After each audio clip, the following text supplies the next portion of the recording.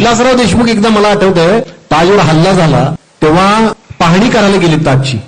तेव्हा त्यांच्याबरोबर रितेश देशमुख आणि रामगोपाल वर्मा होता. मीडियानं एवढा गदारोळ वाजवला आणि विलासरावांचं पद मला वाटतं अडचणी झालं, मला वाटतं राजीनामा द्यायला लागला. ही मीडियाची ताकद होती.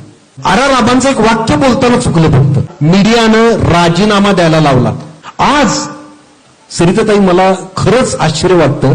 म्हणजे ठीक आहे ना, ठीक आहे तुमच्यावर दबाव आहे, तुम्हाला बऱ्याच गोष्टींची बंधनं आहे, मान्य आहे मला. पण किमान जेव्हा संतोष देशमुख हत्या प्रकरण होतं, अतिशय निर्घृण पद्धतीनं त्या माणसाची हत्या होते, सोमनाथ सूर्यवंशी पोलीस कोठडी मृत्युमुखी पडतो, याचं जेव्हा आम्ही वार्तांकन तुमच्याकडून ऐकतो ना, तेव्हा थेट गृहमंत्र्यांना टार्गेट तुम्ही करत नाही.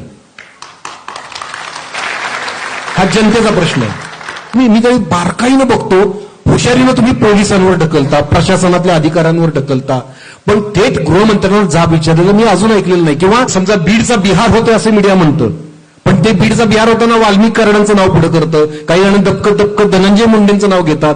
आता मला सांगा, कायदा आणि सुव्यवस्थेचा कंट्रोल कोणाच्या हातात आहे? गृहमंत्रालयाच्या हातात आहे.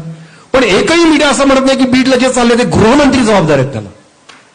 अंतरवाली सराटीत जो लाठीमार झाला गृह, असं का म्हणत नाही तुम्ही? मी म्हणतो तुम्ही एकदा म्हणा ना, तुम्ही जनतेला तरी समाधान वाटत आहे की तुम्ही म्हणा की फर्स्ट टेस्टमध्ये हे सरकार नापास झालेलं आहे. तुम्ही सरळ म्हणा. फक्त मी काय म्हणतो एवढं म्हणा, तुम्ही डेअरिंग करा की गृहमंत्री हे प्रकरण हाताळण्यात अपयशी ठरलेले आहेत, एवढं तरी म्हणा.